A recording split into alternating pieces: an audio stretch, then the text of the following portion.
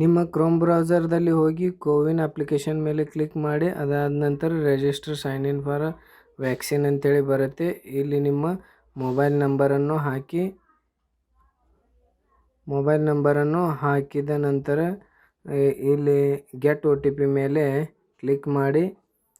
Get O T P ಮೇಲೆ click ಮಾಡಿದ ತಕ್ಷಣ ನಿಮ್ಮ ಮೊಬೈಲ್ ನಂಬರ್ಗೆ ಒಂದು ಒ ಟಿ ಪಿಯನ್ನು ಬರುತ್ತೆ. ಆ ಒ ಟಿ ಪಿಯನ್ನು ಇಲ್ಲಿ ಫಿಲ್ ಮಾಡಬೇಕಾಗತ್ತೆ. ಆ ಒ ಟಿ ಪಿಯನ್ನು ಇಲ್ಲಿ ಫ್ರೆಂಡ್ಸ್ ಫಿಲ್ ಮಾಡಿ.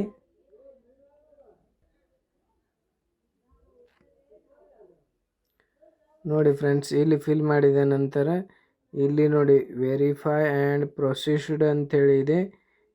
ವೆರಿಫೈ ಆ್ಯಂಡ್ ಪ್ರೊಸೀಸ್ಡ್ ಮೇಲೆ ನೀವು ಕ್ಲಿಕ್ ಮಾಡಬೇಕಾಗತ್ತೆ. ಅದಾದ ನಂತರ ಈ ಥರ ಒಂದು ವಿಂಡೋ ಓಪನ್ ಆಗುತ್ತೆ. ನಿಮಗೆ ಫಸ್ಟ್ ಡೋಸ್ದು ಸರ್ಟಿಫಿಕೇಟ್ ನೀವು ತಗೊಳ್ಬೋದು. ಆನಂತರ ಸೆಕೆಂಡ್ ಡೋಸ್ದು ನೀವು ಸರ್ಟಿಫಿಕೇಟನ್ನು ಇಲ್ಲಿ ತಗೊಳ್ಬೋದು. ಇಲ್ಲಿ ನೋಡಿ ಸೆಕೆಂಡ್ ಡೋಸ್ ಆಗಿದೆ. ಇಲ್ಲಿ ಸೆಕೆಂಡ್ ಡೋಸ್ ಆದ ತಕ್ಷಣ ಇಲ್ಲಿ ಸರ್ಟಿಫಿಕೇಟ್ ಅಂಥೇಳಿ ಇದೆ. ನೋಡಿ ಫ್ರೆಂಡ್ಸ್, ಇಲ್ಲಿ ಸರ್ಟಿಫಿಕೇಟ್ ಮೇಲೆ ಕ್ಲಿಕ್ ಮಾಡಬೇಕಾಗತ್ತೆ.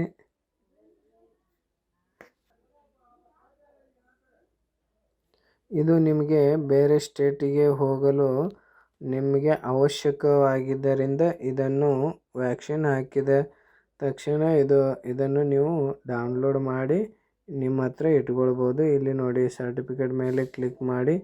ಕ್ಲಿಕ್ ಆದ ನಂತರ ನೋಡಿ ಫ್ರೆಂಡ್ಸ್, ಈ ಥರ ನಿಮಗೆ ಪ್ರೊಸೆಸ್ ಆಗುತ್ತೆ.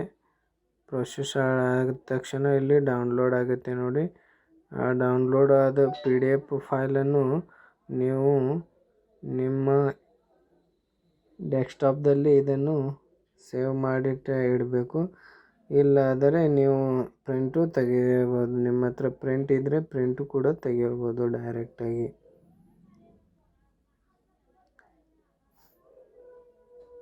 ಇದನ್ನು ಜಾಸ್ತಿಯಾಗಿ ಹೊರ ರಾಜ್ಯಗಳಲ್ಲಿ ನೀವು ಹೋಗ್ತಾ ಇದ್ದರೆ ಇದು ತುಂಬ ಅವಶ್ಯಕವಾದ ಸರ್ಟಿಫಿಕೇಟ್. ಇದು ನೀವು ಐಡೆಂಟಿಸೈಸ್ ಕೂಡ ಮಾಡಿ ನಿಮ್ಮ ಹತ್ರ ಇಟ್ಕೋಬೋದು.